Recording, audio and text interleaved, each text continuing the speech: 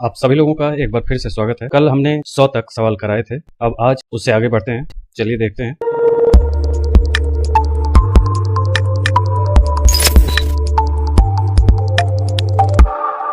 101 पे सवाल है, सूचियां दी गई हैं, उन्हें मिलाना है। सीधे आंसर पे चलते हैं। प्रार्थना समाज से रानाडे जुड़े हुए हैं, चूंकि आत्माराम पांडुरंग नहीं है ऑप्शन में, इसलिए रानाडे जुड़े हुए थे। ब्रह्म समाज से राजा राम मोहन राय, आर्य समाज से दयानंद सरस्वती, रामकृष्ण मिशन, विवेकानंद जुड़े हुए हैं। अगला सवाल है कि कौन सुमेलित नहीं है। थियोसॉफिकल सोसाइटी एनी बेसेंट जुड़े हैं। रामकृष्ण मिशन, रामकृष्ण परमहंस ये नहीं है, ये विवेकानंद, इन्होंने स्थापना करी थी।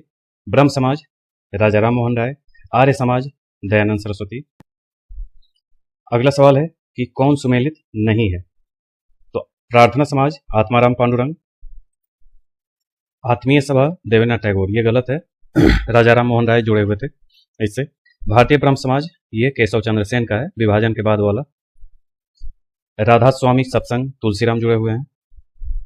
अगला सूची मिलाना है, वैसे ही इसमें सीधे ये देखें कौन सा कहां से है। तो ब्रह्म समाज कलकत्ता में, मानव धर्म सभा की स्थापना सूरत में हुई थी। 1875 में दयानंद सरस्वती ने बंबई में आर्य समाज की स्थापना करी थी। यानी कि कौन सी संस्था कहाँ स्थापना हुई थी ये पूछा गया था। ब्रह्म समाज कलकत्ता में, मानव धर्म सभा सूरत में, आर्य समाज बंबई में और नदब उल उलमा की स्थापना लखनऊ में हुई थी। अगला सवाल है कि निम्नलिखित में से किस समाज सुधारक ने 1826 में जूरी अधिनियम का घोर विरोध किया। ये राजा राम मोहन राय, इसको जान लें। 1826 में जूरी एक्ट पारित किया गया, जिसके अंतर्गत न्यायालयों में धार्मिक आधार पर भेदभाव की शुरुआत हुई। इसके अंतर्गत प्रावधान था कि हिंदू और मुसलमान के मामले की सुनवाई किसी यूरोपीय अथवा भारतीय ईसाई जजों द्वारा तो की जा सकती है, किंतु किसी भी ईसाई, चाहे वह यूरोपीय हो या भारतीय, उनकी सुनवाई किसी हिंदू या मुसलमान न्यायाधीश द्वारा नहीं की जा सकती। राजा राम मोहन राय ने इसका विरोध किया था। यह 1826 की बात। अगला प्रश्न है, मिलान करना है। प्रार्थना समाज किसका है? रानाडे का। Ramakrishna Mission Vivekananda. Satya Shodhak Samaj Jyotiba Phule. Mohammedan Anglo Oriental College Aligarh, ये सर सैयद अहमद खां। अगला है कि पूना सार्वजनिक सभा की स्थापना की थी किसने? 1870 में महादेव गोविंद रानाडे ने। इसके सदस्यों में तिलक थे, केलकर थे, गोपाल हरि देशमुख थे, जीवी जोशी थे, ये सब थे। कौन एक सुमेलित है? तो ये the servants of India society, Gopal Krishna Gokhale, ये सही है। अगला है कि MC सीतलवाड़, BN राव, अल्लादी कृष्ण स्वामी अय्यर प्रख्यात सदस्य थे किसके? सर्वेंट्स ऑफ इंडिया सोसाइटी के। अगला सवाल है कि गोपाल कृष्ण गोखले ने किस वर्ष भारत सेवक मंडल सर्वेंट्स ऑफ इंडिया सोसाइटी की स्थापना की थी? 1905 में। यहां देखिए 1905 में पूना में गोपाल कृष्ण गोखले ने सर्वेंट्स ऑफ इंडिया सोसाइटी की स्थापना की। इस मंडल ने V Srinivas Shastri, GK Deodhar, NM Joshi, Hridaynath Kunzru जैसे महान समाज सेवक इस संस्था ने पैदा किए हैं, और ये सभी जुड़े हुए थे। MC सीतलवाड़, BN राव और अल्लादी कृष्ण स्वामी अय्यर, ये सब सदस्य थे। अगला है सर्वेंट्स ऑफ इंडिया सोसाइटी की स्थापना की थी गोपाल कृष्ण गोखले ने। ये रिपीटेड क्वेश्चन है, किसने स्थापना करी? वही। बहुजन समाज का संस्थापक कौन था? बहुजन समाज का ये मुकुंद राव पाटिल, ये लोअर पीसीएस का है। 1910 के उपरांत ज्योतिबा फूले के विचारों से प्रेरित होकर मुकुंद राव पाटिल और शंकर राव जाधव ने एक ब्राह्मण विरोधी एवं प्रबल कांग्रेस विरोधी बहुजन समाज की स्थापना की। यह आंदोलन बाद में उस समय सामाजिक और राजनीतिक रूप में विघटनकारी और ब्रिटिश सरकार का समर्थक हो गया, जब कोल्हापुर के साहू जी महाराज ने अपने दरबार में ब्राह्मण दरबारियों के साथ विवादों एवं झगड़ों के कारण इस आंदोलन को संरक्षण दिया। ठीक, तो ये साहू जी महाराज। अगला है कि किसके द्वारा मंदिरों में प्रवेश के अधिकार की मांग की प्रस्तुति के कारण 1899 ईस्वी में तिरुनेलवेली में भयंकर दंगे हुए थे। यह है नाडार। नाडारों द्वारा मंदिरों में प्रवेश के अधिकार की मांग प्रस्तुति के कारण 1899 में तिरुनेलवेली में भयंकर दंगे हुए थे। ये सब रेयर क्वेश्चन है, कभी पूछ दिया तो फिर दोबारा रिपीट नहीं होगा। किसने कहा कि यदि भगवान अस्पृश्यता को सहन करते हैं तो मैं उन्हें कभी भगवान नहीं मानूंगा? ये है तिलक। सूची मिलान करने हैं। राजा राम मोहन राय, केशव चंद्र सेन, दयानंद सरस्वती और रामकृष्ण परमहंस।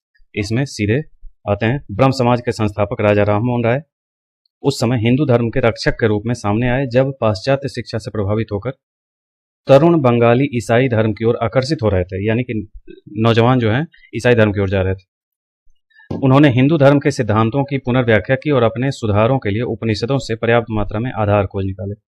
दयानंद सरस्वती शुद्ध वैदिक परंपरा में विश्वास करते थे। उन्होंने वेदों की ओर लौटो का नारा दिया। केशव चंद्र सेन ब्रह्मवाद को विश्व धर्म बनाने का आह्वान किया। रामकृष्ण परमहंस ने इस बात पर जोर दिया कि ईश्वर तक पहुंचने के कई मार्ग हो सकते हैं। उन्होंने उपासना के सभी रूपों में एक ही परमात्मा की आराधना करते हुए सभी धर्मों की पूजा विधियों में एक ही ईश्वर की खोज की, जिसे पाने के लिए सभी धर्मावलंबी अपने अपने मार्ग से उस गंतव्य का ध्यान करते हैं। ये इन सभी के थॉट हैं जो आप पढ़ेंगे तो सारी चीजें मिलेंगी। तो ये आगे बढ़ते हैं। अगला प्रश्न है कि निम्नलिखित में से कौन सा सुमेलित नहीं है? ये आदि ब्रह्म समाज, इनके टाइम में नहीं था, ये ब्रह्म समाज के संस्थापक हैं। दयानंद सरस्वती आर्य समाज, पांडुरंग प्रार्थना समाज, विवेकानंद रामकृष्ण मिशन। संगठन और व्यक्ति को मिलान करना है कि कौन सुमेलित नहीं है। तो ये बहिष्कृत हितकारिणी सभा, ये भीमराव अंबेडकर। यंग बंगाल आंदोलन, Henry Vivian Derozio. Theosophical Society, Colonel Olcott. United Indian Patriotic Association, Syed Ahmad Khan. ये सब सही है। अगला है कि प्रार्थना समाज, यंग इंडिया, लोकहितवादी, सत्यशोधक समाज, रहनुमाई मजदेवसन सभा के लिए निम्न विकल्पों में से सही संयोजन करना है। ये सीक्वेंस लगाना है। तो ये आपको सीधे सीधे प्रार्थना समाज की स्थापना 1867 में बंबई में आचार्य केशव चंद्र सेन की प्रेरणा से आत्माराम पांडुरंग ने की। महात्मा गांधी द्वारा प्रारंभ किए गए समाचार पत्र में इंडियन ओपिनियन, हरिजन, यंग इंडिया और नवजीवन था। महाराष्ट्र के समाज सुधारक गोपाल हरि देशमुख लोकहितवादी के रूप में प्रख्यात थे और 1873 में सत्यशोधक समाज की स्थापना ज्योतिबा फूले ने की। 1851 में फुरदौन जी ने अन्य पारसी सहयोगियों के साथ रहनुमाई मजदेवसन सभा की स्थापना की। इसलिए विकल्प बी सही है। इसको आपको याद करना पड़ेगा, रटना पड़ेगा। निम्नलिखित समाज सुधारकों में से कौन संस्कृत भाषा में प्रवीणता के लिए जाना जाता है? सभी। दयानंद सरस्वती भी, ईश्वरचंद्र विद्यासागर, राजा राममोहन राय, ये सब संस्कृत के विद्वान थे। राजा राममोहन राय तो 9 भाषा के विद्वान थे। निम्नलिखित कथनों को ध्यानपूर्वक पढ़िए। ब्रह्म समाज एकेश्वरवाद का समर्थन करता था। आर्य समाज ने शिक्षा के विकास में योगदान दिया। रामकृष्ण मिशन की स्थापना स्वामी विवेकानंद ने की। कौन सा सही है? तो तीनों सही हैं। अगला है कि भारत में नारी आंदोलन किनकी प्रेरणा से आरंभ हुआ? तो यह है ज्योतिबा फूले। नारी आंदोलन, महिलाओं और दलितों का उत्थान करके ही सामाजिक बुराई दूर की जा सकती है, ये मानते थे ज्योतिबा फूले। अगला है कि ब्रह्म समाज, रामकृष्ण मिशन और आर्य समाज में क्या समानता थी? तो ये तीनों ही राजनैतिक उद्देश्य के लिए नहीं बने, लेकिन तीनों ने ही देशभक्ति की भावना के विकास में सहायता दी। अगला है कि इनमें से कौन सा कथन सही नहीं है? तो महात्मा गांधी का जन्म गांधीनगर में हुआ था, ये सही नहीं है, आपको पता ही है। 1869 में पोरबंदर गुजरात में हुआ था। एनी बेसेंट थियोफिस्ट थी। थियोसॉफिकल सोसाइटी का अंतर्राष्ट्रीय मुख्यालय मद्रास में था और स्वामी दयानंद सरस्वती ने आर्य समाज की स्थापना की थी, ये सही है। अगला है आंदोलन या संगठन है और दूसरे तरफ लीडर हैं। कौन सा युग्म सुमेलित है? ये तीनों सुमेलित हैं। अखिल भारतीय अस्पृश्यता विरोधी लीग, ये महात्मा गांधी इसके लीडर हैं। अखिल भारतीय किसान सभा, स्वामी सहजानंद सरस्वती। आत्मसम्मान आंदोलन, ई.वी. रामस्वामी नायकार। अगला प्रश्न है कि नव बौद्धवाद के प्रतिपादक कौन हैं? अंबेडकर, नव बौद्धवाद, इनके द्वारा जो आंदोलन शुरू किया गया था। इसके तहत बौद्ध धर्म की पुनर्व्याख्या करते हुए नवायान नामक नए बौद्ध संप्रदाय की स्थापना भी की गई। हीन यान महायान के अलावा नवायान इन्होंने शुरू किया था। दार उल उलूम की स्थापना की थी किसने? मौलाना शिबली नुमानी ने। शिबली नुमानी काफी फेमस हैं, इनको सुन लीजिए। दारुल उलूम नवदातुल उलमा, जो सामान्यतः दारुल उलूम के नाम से जाना जाता है, की स्थापना 1898 में लखनऊ में की गई थी। इसकी स्थापना नवदातुल उलमा द्वारा की गई थी। नवदातुल उलमा का गठन 1893 में कानपुर में अलीगढ़ के मौलाना लुत्फुल्लाह साहब की अध्यक्षता में किया गया, जिसके संस्थापकों में मौलाना शिबली नुमानी शामिल थे। शिबली नुमानी के परामर्श पर नवदातुल उलमा ने दारुल उलूम लखनऊ में स्थापना की। शिबली नुमानी दारुल उलूम के प्रमुख शिक्षक भी थे। ये पूरा पॉइंट एग्जाम में आता रहता है, इसको याद रखिएगा। देवबंद आंदोलन संयुक्त प्रांत में किस वर्ष प्रारंभ हुआ? तो ये 1866। देवबंद आंदोलन हुज्जत अल इस्लाम इमाम मोहम्मद कासिम उल ननौतवी द्वारा 1866 में, कासिम अल ननौतवी केवल याद रखेंगे तब भी काम चल जाएगा, देवबंद यूपी में दारुल उलूम की स्थापना के साथ हुई थी। इसके संस्थापक का नाम भी याद रखिएगा, रशीद अहमद गंगोही, सैयद अहमद आबिद और जुल्फिकार अली। ये संस्थापक सदस्य थे, यानी सह संस्थापक थे, और स्थापना करी थी कासिम अल ननौतवी ने 1866 में, 1866 में। 1924 का बंगाल का तारकेश्वर आंदोलन निम्न में से किसके विरुद्ध था? ये मंदिरों में भ्रष्टाचार के विरुद्ध। 1924 में बंगाल के तारकेश्वर शिव मंदिर के भ्रष्ट महंत के विरुद्ध तारकेश्वर आंदोलन चला था। महंत पर एक स्त्री के साथ अवैध संबंध तथा मंदिर के धन के दुरुपयोग जैसे आरोप लगे थे। हाली पद्धति संबंधित थी किससे? बंधुआ मजदूरी से। हाली पद्धति, इसके अंतर्गत बारदोली क्षेत्र में कालीपराज जनजाति के लोगों को उच्च जातियों के यहाँ पुश्तैनी मजदूर के रूप में कार्य करना होता था। ये गांधी जी के द्वारा ये सब समाप्त किया गया है। निम्नलिखित नेताओं में ये कालीपराज स्थानीय लोगों को कहा जाता था, और इनको जो उच्च वर्ग थे उनको उजली पराज जैसे ये शब्द इस्तेमाल किए गए थे। आगे देखें, निम्नलिखित नेताओं में से किसने क्रांतिकारी संगठन अभिनव भारत समाज की स्थापना की? यह है बीडी सावरकर। विनायक दामोदर सावरकर और उनके भाई गणेश दामोदर सावरकर ने मित्र मेला नामक संगठन शुरू किया था, जिसे वर्ष 1904 में नासिक में बीडी सावरकर ने नाम परिवर्तित कर अभिनव भारत समाज नामक क्रांतिकारी संगठन के रूप में स्थापित कर दिया था। ये बिल्कुल शुरुआती जो क्रांतिकारी संगठन है वो हैं। आगे देखें, कांग्रेस से पूर्व स्थापित राजनीतिक संस्थाओं में अगला अध्याय है। पहला सवाल है कि भारत में जिस राजनीतिक संगठन की स्थापना 1838 में हुई, 38 में, यह है जमींदारी एसोसिएशन या लैंड होल्डर्स सोसाइटी, कलकत्ता में स्थापना हुई थी। यह पहली राजनीतिक संस्था है। ठीक, इस रूप में भी पूछा गया, पहली राजनीतिक संस्था। अगला सवाल है कि निम्नलिखित में से किस एक ने 1875 में हाउस ऑफ कॉमन्स में एक याचिका प्रस्तुत करते हुए ब्रिटिश संसद में भारत के प्रत्यक्ष प्रतिनिधित्व की मांग की? यह है द पूना सार्वजनिक सभा। रनाडे ने सभा के विलक्षण नेतृत्व प्रदान किया था और 1875 में इस संस्था ने ब्रिटिश संसद में प्रत्यक्ष प्रतिनिधित्व की मांग करते हुए हाउस ऑफ कॉमन्स के समक्ष याचिका प्रस्तुत की थी। आगे है कि भारत संघ इंडियन एसोसिएशन के संस्थापक कौन थे? सुरेंद्रनाथ बनर्जी। ये रिपीटेड क्वेश्चन है इंडियन एसोसिएशन का। सुरेंद्रनाथ बनर्जी। भारतीय राष्ट्रीय कांग्रेस से पूर्व सबसे प्रमुख संस्था कौन थी? ये इंडियन एसोसिएशन ऑफ कलकत्ता। अगला सवाल है कि सुरेंद्रनाथ बनर्जी को किस वर्ष भारतीय सिविल सर्विसेज से हटाया गया? ये है 1874। इसको जान लें। सुरेंद्रनाथ बनर्जी द्वितीय भारतीय थे जिन्होंने आईसीएस परीक्षा उत्तीर्ण की थी। इनकी प्रथम नियुक्ति सिलहट बांग्लादेश में असिस्टेंट मजिस्ट्रेट के पद पर हुई थी। यहीं पर मामूली भूल की वजह से 1874 में इन्हें पद से हटाया गया। निम्नलिखित भारतीय नेताओं में से कौन एक ब्रिटिश द्वारा इंडियन सिविल सर्विसेज से बर्खास्त किया गया? यह भी रिपीटेड सवाल। बनर्जी द्वारा स्थापित उस संगठन का नाम बताइए जिसका 1886 में इंडियन नेशनल कांग्रेस में विलय हो गया। यह है इंडियन नेशनल कांग्रेस में विलय हो गया, इंडियन नेशनल कॉन्फ्रेंस इसका विलय हुआ था। राजनैतिक सुधारों को लेकर विरोध करने वाले पहले भारतीय कौन थे? ये राजा राममोहन राय। निम्नलिखित को उनके संगठन के आधार पर क्रमवार सजाइए, यानी कि डेट के हिसाब से आपको बताना है कि कब स्थापना हुई थी। बॉम्बे एसोसिएशन, मद्रास महाजन सभा, इंडियन एसोसिएशन और इंडियन लीग, ये रटने वाले सवाल हैं।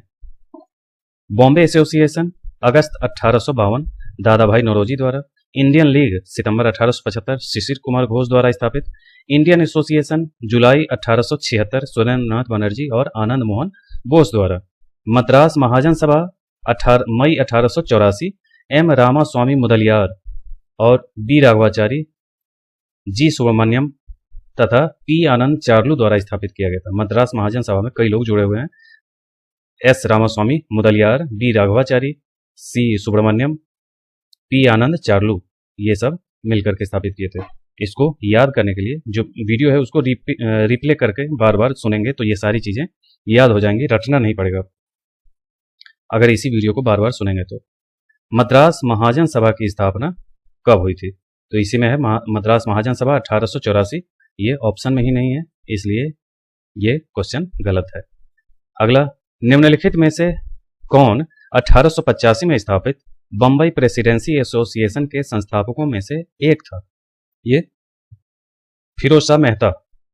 फिरोज शाह मेहता, इनको बेताज बादशाह कहा जाता था बंबई का। 1885 में फिरोज शाह मेहता, बदरुद्दीन तैयब जी तथा के.टी. तेलंग के प्रयास से बंबई प्रेसिडेंसी एसोसिएशन की स्थापना हुई थी, जिसका उद्देश्य लोगों में राजनीतिक विचारों का प्रचार प्रसार करना था। अगला सवाल है कि बंबई प्रेसिडेंसी एसोसिएशन की स्थापना किसने की? तो ये है इनमें से कोई नहीं। 1885 में बंबई प्रेसिडेंसी एसोसिएशन की स्थापना फिरोज शाह मेहता, के.टी. तेलंग और बदरुद्दीन तैयब जी, ये तीनों ने किया था। डब्ल्यू.सी. बनर्जी नहीं थे, यानी कि ऑप्शन ई सही है, एक से अधिक है ये। अगला है सुमेलित करना है कि कौन सुमेलित नहीं है, ये बताना है।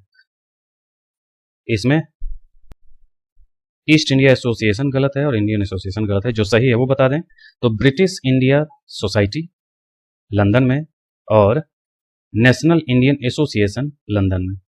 बाकी यहां देख लें, ब्रिटिश इंडिया सोसाइटी 1839 में लंदन में विलियम एडम द्वारा स्थापित, ईस्ट इंडिया एसोसिएशन 1866 में लंदन में दादा भाई नौरोजी द्वारा स्थापित, नेशनल इंडियन एसोसिएशन 1870-71 में लंदन में मैरी कारपेंटर और मैनिंग द्वारा स्थापित, और इंडियन एसोसिएशन 1876 में कलकत्ता में सुरेंद्र नाथ बनर्जी और आनंद मोहन बोस द्वारा स्थापित। ये चारों एक साथ याद रखने में आपको ज़्यादा फायदा रहेगा, क्योंकि इसमें बार बार कंफ्यूजन होता है। फिर से बोल दें, ब्रिटिश इंडिया एसोसिएशन लंदन में William Adams, East India Association London में Dada Bhai Naoroji, National Indian Association London में मैरी कारपेंटर और मैनिंग, इंडियन एसोसिएशन कलकत्ता में सुरेंद्र नाथ बनर्जी और आनंद मोहन बोस। निम्नलिखित में कौन कांग्रेस के पूर्व चरण में स्थापित राजनीतिक संस्थाओं में एक नहीं थी? ये द इंडियन एसोसिएशन। सितंबर 1870 में ब्रिस्टल इंडियन एसोसिएशन की स्थापना हुई। ब्रिस्टल इंडियन एसोसिएशन की स्थापना हुई। अक्टूबर 1870 में इसका नाम द इंडियन एसोसिएशन कर दिया गया था। मैरी कारपेंटर केशव चंद्र सेन द्वारा लंदन में स्थापित यह संस्था स्त्री शिक्षा के लिए कार्य करती थी। तो ये सब क्वेश्चन काफी महत्वपूर्ण है। 1871 में इसका नाम बदलकर नेशनल इंडियन एसोसिएशन कर दिया गया था। इसी वजह से इस क्वेश्चन में कंफ्यूजन होता है। अगला सवाल है, कथन और कारण दिया गया है। कथन है कि भारतीय प्रश्नों पर विवेचना के लिए दादा भाई नौरोजी ने 1866 में लंदन में ईस्ट इंडिया एसोसिएशन का गठन किया। कारण है कि यह ब्रिटिश जनमानस को प्रभावित करना चाहते थे। तो ये दोनों सही हैं, लेकिन ए और आर दोनों सही हैं और आर ए की सही व्याख्या है। ये ऑप्शन सी का है। अगला है कि निम्नलिखित संस्थाओं पर विचार कीजिए। बंग Bhasha Prakashit Sabha, Land Holders Society, Bengal British India Society और इंडियन लीग। इन संस्थाओं की स्थापना वर्ष के अनुसार कालानुक्रम निम्नलिखित है। तो इसको बता दें, बंग Bhasha Prakashit Sabha 1836, Land Holders Society 1838, Bengal British India Society 1843 और इंडियन लीग 1875। अगला सवाल संगठन और उसके संस्थापक हैं, सीधे आंसर पे चलें। Land Holders Society Dwarkanath Tagore, British India Society William Adams, Indian Society Anand Mohan Bose और इंडियन एसोसिएशन सुरेंद्रनाथ बनर्जी। अगला सवाल सूची है, उसको मिलाना है। कौन ये इसमें पूछ दिया गया है कौन कौन किसका किसका है। सूची ए में इंडिया लीग, इसको सीधे आंसर पे जाते हैं। तो शिशिर कुमार घोष ने इंडिया लीग की स्थापना की थी 1875 में और 1876 को इंडिया लीग का स्थान इंडियन एसोसिएशन ने ले लिया। इसे आनंद मोहन बोस और सुरेंद्रनाथ बनर्जी ने स्थापित किया था। इस संस्था का उद्देश्य मध्यम वर्ग को ही नहीं, अब सर्वसाधारण को भी इसमें लाना था। इसका चंदा 5 रुपया वार्षिक रखा गया, जबकि ब्रिटिश इंडियन एसोसिएशन 50 रुपये वार्षिक का चंदा था। शीघ्र ही इंडियन एसोसिएशन शिक्षित वर्ग के प्रतिनिधियों की मुख्य संस्था बन गई। भारतीय राष्ट्रीय उदारवादी संघ इंडियन नेशनल लिबरल फेडरेशन को सुरेंद्रनाथ बनर्जी और यूनाइटेड इंडिया पेट्रियाट एसोसिएशन को सैयद अहमद खान ने स्थापित किया था। तो ये याद करना है। अगला फिर से मिलाना है। तो इंडियन एसोसिएशन सुरेंद्रनाथ बनर्जी, पूना सार्वजनिक सभा महादेव गोविंद रानाडे, बम्बई प्रेसिडेंसी एसोसिएशन फिरोज शाह मेहता, मद्रास महाजन सभा आनंद चार्लू। अगला सवाल, निम्नलिखित में से कौन सैयद अहमद खां के साथ यूनाइटेड इंडियन पेट्रियाटिक एसोसिएशन के संस्थापक थे? राजा शिव प्रसाद, बनारस के राजा शिव प्रसाद, इन्होंने इनके साथ मिलकर के संस्था की स्थापना की थी। यह संस्था भारतीय राष्ट्रीय कांग्रेस के विरोध एवं मुस्लिम समुदाय और ब्रिटिश के मध्य घनिष्ठ संबंधों को विकसित करने के उद्देश्य से की गई थी। अगला है कि कौन सही सुमेलित नहीं है, डेट वाइज बताना है। तो royal Asiatic society of great Britain की स्थापना 1823 में की गई थी, न कि 13 में, और Land Holders Society of Bengal की स्थापना 1838 में की गई थी, न कि 44 में, और बाकी एशियाटिक सोसाइटी ऑफ बंगाल 1784 में और एशियाटिक सोसाइटी ऑफ बॉम्बे 1804 में। अगला है कि कलकत्ता में एशियाटिक सोसाइटी ऑफ बंगाल की स्थापना 1784 में किसके द्वारा? विलियम जोन्स के द्वारा। संस्थापक फिर से रिपीट हो रहा है। ब्रिटिश इंडियन एसोसिएशन के प्रथम अध्यक्ष कौन थे? ब्रिटिश इंडियन एसोसिएशन राधाकांत देव। इसके संस्थापक राधाकांत देव, देवेंद्रनाथ टैगोर, हरिश्चंद्र मुखर्जी, राजेंद्र लाल मित्र आदि थे और इसके प्रथम अध्यक्ष राधाकांत देव थे। अगला 2 सूची हैं, उसको मिलाने हैं। ब्रिटिश इंडियन एसोसिएशन से कौन जुड़े हैं? इसके संस्थापक, आंसर ही सुन लें सीधे। इसके संस्थापक सदस्य राजेंद्र लाल मित्र, राधाकांत देव, हरिश्चंद्र मुखर्जी और देवेंद्रनाथ टैगोर थे। बम्बई प्रेसिडेंसी एसोसिएशन की स्थापना 1885 में बम्बई में हुई थी। इसके संस्थापक फिरोज शाह मेहता, बदरुद्दीन तैयब जी, केटी तलंग थे। सैयद अमीर अली ने सेंट्रल मोहम्मडन नेशनल एसोसिएशन की स्थापना की। गोपाल कृष्ण गोखले ने 1905 में भारतीय लोक सेवक मंडल सर्वेंट्स ऑफ इंडिया सोसाइटी की स्थापना की। तो ये था कांग्रेस से पहले के संगठन। अब कांग्रेस पे चलते हैं। पहला सवाल है कि भारतीय राष्ट्रीय कांग्रेस की स्थापना की थी किसने? A.O. ह्यूम ने। दूसरा है कि भारतीय राष्ट्रीय कांग्रेस के संस्थापक थे एक असैनिक सेवक। भारतीय राष्ट्रीय कांग्रेस के संस्थापक A.O. ह्यूम। स्थापना कब हुई? 1885। भारतीय राष्ट्रीय कांग्रेस का प्रथम अधिवेशन में कितने प्रतिनिधियों ने भाग लिया? तो यह है 72। प्रथम अधिवेशन कहाँ हुआ? ये बंबई में। अगला सवाल है भारतीय राष्ट्रीय कांग्रेस के पहले अध्यक्ष WC बनर्जी, व्योमेश चंद्र बनर्जी हैं। इनमें से किसने भारतीय राष्ट्रीय कांग्रेस के प्रथम वार्षिक अधिवेशन की अध्यक्षता की? ये हैं WC बनर्जी। 1885 में इंडियन नेशनल कांग्रेस का अध्यक्ष ये WC बनर्जी। रिपीटेड क्वेश्चन है, बार बार वही सवाल आ रहा है, प्रथम अध्यक्ष कौन? अगला सवाल है कि 1885 में WC बनर्जी द्वारा इंगित भारतीय राष्ट्रीय कांग्रेस के निम्न उद्देश्यों में कौन सा नहीं था? तो यह शिक्षित वर्ग की पूर्ण सम्मति से महत्वपूर्ण और आवश्यक सामाजिक विषयों पर विचार प्रकट करना, ये नहीं था, बाकी सब था। ये बीपीएससी का क्वेश्चन है। देश के हितों की रक्षा करने वाले भारतीयों के बीच संपर्क और मित्रता बढ़ाना, ये सब साधारण चीजें हैं, इसको इतना पढ़ने की जरूरत नहीं है। अगला है कि भारतीय राष्ट्रीय कांग्रेस का 1885 में महासचिव कौन था? तो ये ए.ओ. ह्यूम, ये जब तक जिंदा रहे यही महासचिव बने रहे। अगला, भारतीय राष्ट्रीय कांग्रेस की स्थापना के समय भारत का वायसराय कौन था? तो यह लॉर्ड डफरिन, यह आ चुका है। निम्न गवर्नर जनरल में से किसने कांग्रेस को अत्यधिक अल्पसंख्यक लोगों का प्रतिनिधित्व करने वाली कहकर उपहास किया था? Lord Dufferin. 1885 में भारतीय राष्ट्रीय कांग्रेस की स्थापना के समय गवर्नर जनरल कौन था? तो यह डफरिन। लॉर्ड डफरिन के वायसराय काल की एक महत्वपूर्ण घटना थी क्या? कांग्रेस की स्थापना। अगला, किसने कांग्रेस को सूक्ष्मदर्शी अल्पसंख्यक जनता का प्रतिनिधि बताते हुए उसका मजाक उड़ाया था? तो यह डफरिन। निम्नलिखित में से कौन भारतीय राष्ट्रीय कांग्रेस के स्थापना अधिवेशन में उपस्थित नहीं था? यह सुरेंद्रनाथ बनर्जी। भारतीय राष्ट्रीय कांग्रेस के दूसरे अधिवेशन की अध्यक्षता किसने की? तो यह है दादा भाई नौरोजी ने। 1886 में कलकत्ता में हुआ था और दादा भाई नौरोजी उसके अध्यक्ष थे। द्वितीय सम्मेलन में कितने मुस्लिम प्रतिनिधियों ने भाग लिया था? काफी खतरनाक क्वेश्चन है ये। 33 प्रतिनिधियों ने भाग लिया था। इस टाइप के सवाल रेयर हैं। द्वितीय सम्मेलन में दादा भाई नौरोजी अध्यक्ष थे। कुल 436 प्रतिनिधियों ने भाग लिया था दूसरे अधिवेशन में, ये आपको याद रखना चाहिए। पहले वाले में 72 थे और दूसरे में 436 थे। कांग्रेस के प्रथम अधिवेशन में जहां मुस्लिम प्रतिनिधियों की संख्या 2 थी, वहीं दूसरे में 33 हो गई, तीसरे में 81 और चौथे में 221 पहुंच गई। ये भी याद रख सकते हैं अगर रह जाए तो।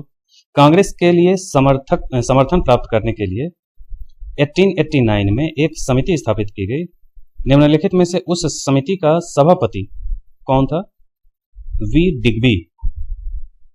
लंदन में विलियम डिग्बी की अध्यक्षता में ब्रिटिश कमेटी ऑफ इंडिया की स्थापना की गई थी 89 में।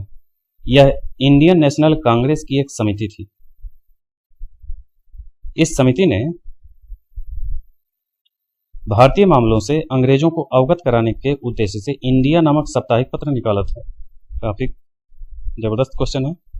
भारतीय राष्ट्रीय कांग्रेस के सर्वप्रथम मुस्लिम अध्यक्ष थे बदरुद्दीन तैयब जी। ये मद्रास के अधिवेशन में 87 में अध्यक्ष बने थे। तो पहले के WC बनर्जी, दूसरे के दादा भाई नौरोजी और तीसरे के कौन? बदरुद्दीन तैयब जी। अगला है, भारतीय राष्ट्रीय कांग्रेस के द्वितीय मुस्लिम अध्यक्ष कौन थे? द्वितीय मुस्लिम अध्यक्ष ये हैं रहीमतुल्ला सयानी।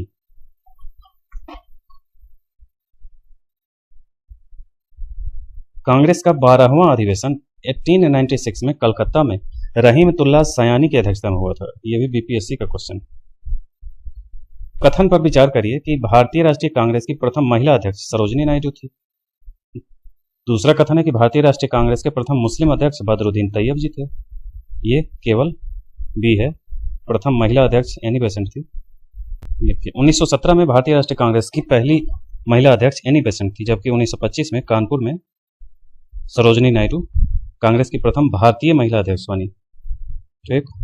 अगला है कि भारतीय राष्ट्रीय कांग्रेस के प्रथम निर्वाचित यूरोपीय अध्यक्ष जॉर्ज यूले प्रथम निर्वाचित अध्यक्ष थे।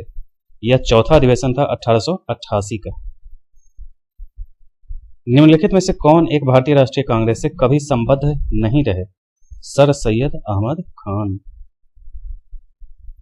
कौन भारतीय राष्ट्रीय कांग्रेस का अध्यक्ष कभी नहीं चुना जा सका? यह है तिलक।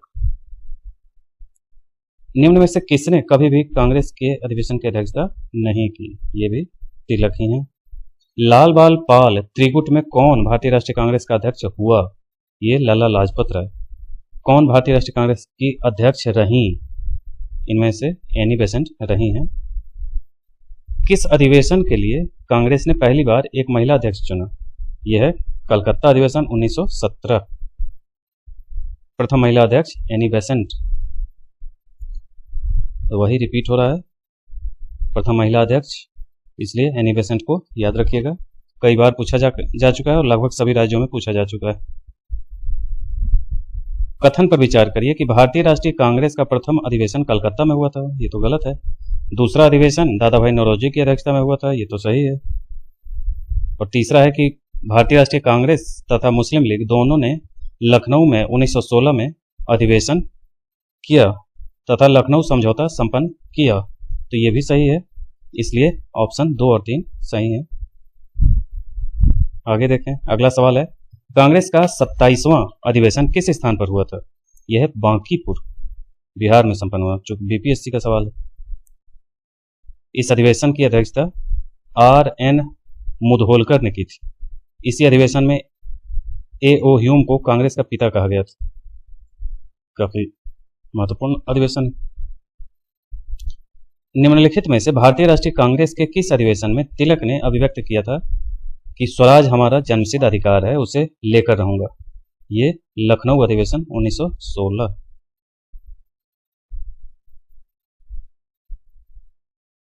किसने कहा था? वही कथन है, ये तिलक हैं। वही सवाल रिपीट हो रहा है, फिर से रिपीट हो रहा है। अगला सवाल है कि भारतीय राष्ट्रीय कांग्रेस के बारे में निम्नलिखित कथनों पर विचार करिए। सरोजनी नायडू कांग्रेस की अध्यक्ष होने वाली प्रथम महिला थी, ये नहीं है, भारतीय महिला थी। CR दास ने जब कांग्रेस अध्यक्ष के रूप में कार्य किया, वे जेल में थे। और तीसरा है कि A.O. ह्यूम प्रथम ब्रिटिश नागरिक थे जो कांग्रेस के अध्यक्ष बने, ये तो था नहीं, ये महासचिव रहे जीवन भर। अल्फ्रेड वेब 1894 में कांग्रेस के अध्यक्ष थे। अल्फ्रेड वेब 1894 में कांग्रेस के अध्यक्ष थे। तो 2 और 4 सही हैं, पहला और तीसरा गलत है। किसने कहा था कि कांग्रेस आंदोलन न तो लोगों को द्वारा प्रेरित था और न ही यह उनके द्वारा सोचा या योजनाबद्ध किया गया था? ये किसने कहा था? लाला लाजपत राय ने। अगला सवाल है कि किसने कहा था कि कांग्रेस पतन के लिए लड़खड़ा रही है? मेरी सबसे बड़ी अभिलाषा है कि जब तक मैं भारत में रहूं, कांग्रेस की शांतिपूर्ण समाप्ति में सहयोग करना है। ये लॉर्ड कर्जन का कथन है। अगला है, अध्यक्षीय संबोधन के समय जिस कांग्रेस अध्यक्ष ने हिंदी भाषा के लिए रोमन लिपि लागू करने की वकालत की थी, वे हैं सुभाष चंद्र बोस। हिंदी भाषा के लिए रोमन लिपि लागू करने की वकालत की थी। काफी जबरदस्त क्वेश्चन है। अध्यक्षीय संबोधन के समय कहा था, हरिपुरा अधिवेशन 1938 वाले में। अगला है कि भारत के स्वातंत्र प्राप्ति बाद निम्नलिखित में से किसने सुझाव दिया था कि भारतीय राष्ट्रीय कांग्रेस को समाप्त कर दिया जाए? ये हैं गांधी जी, उनके अलावा कोई नहीं कहेगा। अमृतसर के भारतीय राष्ट्रीय कांग्रेस अधिवेशन 1919 के प्रस्ताव के अनुसार महात्मा गांधी द्वारा कांग्रेस का नया संविधान लिखने हेतु निम्नलिखित में से किन्हें उनके सहयोग हेतु चुना गया था? ये हैं NC केलकर और IB सेन। कांग्रेस के संविधान लिखने हेतु गांधी, तिलक और CR दास का सहयोग चाहते थे, किंतु कार्याधिक्य के कारण इस हेतु नेता द्वय उपलब्ध नहीं हो सके, यानी तिलक और CR दास का सहयोग चाहते थे गांधी जी। इन शीर्ष नेताओं के स्थापन रूप में इन्हीं नेताओं को कनिष्ठ सहयोगी NC केलकर और IB सेन को कांग्रेस संविधान में लेखन में महात्मा गांधी के सहयोग हेतु चुना गया। अगला सवाल है कि कांग्रेस के एक अधिवेशन में एक गवर्नर जनरल ने भाग लिया था। उक्त गवर्नर जनरल तथा अधिवेशन स्थल में कौन सा था? तो यह है लॉर्ड विलिंगटन, बंबई में 1915। इसको भी पढ़ लें। लॉर्ड विलिंगटन ने कांग्रेस के बंबई अधिवेशन में भाग लिया था। इस दौरान वह बंबई का गवर्नर था। वह अधिवेशन बंबई में 1915 में आयोजित हुआ। तब विलिंगटन जो था वो गवर्नर जनरल नहीं था। गवर्नर जनरल वह 1931-36 में बनकर आया था। उससे पहले बंबई का गवर्नर था विलिंगटन, वही भाग लिया था 1915 में। भारतीय राष्ट्रीय कांग्रेस के अधिवेशन में किसकी अध्यक्षता C विजय राघव चेरियार ने की थी? ये नागपुर अधिवेशन 1920। लखनऊ अधिवेशन 1916 की अध्यक्षता अंबिका चरण मजूमदार ने किया था। गया अधिवेशन की अध्यक्षता चित्तरंजन दास ने की थी। नागपुर अधिवेशन में ही सदस्यता शुल्क 4 आना किया गया ताकि गरीब से गरीब व्यक्ति भी कांग्रेस से जुड़ सके। ये गांधी जी का विचार था, 4 आना करना, और तिलक स्वराज फंड बनाया गया था उसी से। निम्नलिखित में से किस अधिवेशन में कांग्रेस ने पहली बार भारतीय रियासतों के प्रति अपनी नीति घोषित की थी? यह है नागपुर अधिवेशन। आज यहीं तक रखते हैं, काफ़ी समय हो गया है, फिर आगे अगले वीडियो में मिलते हैं। धन्यवाद।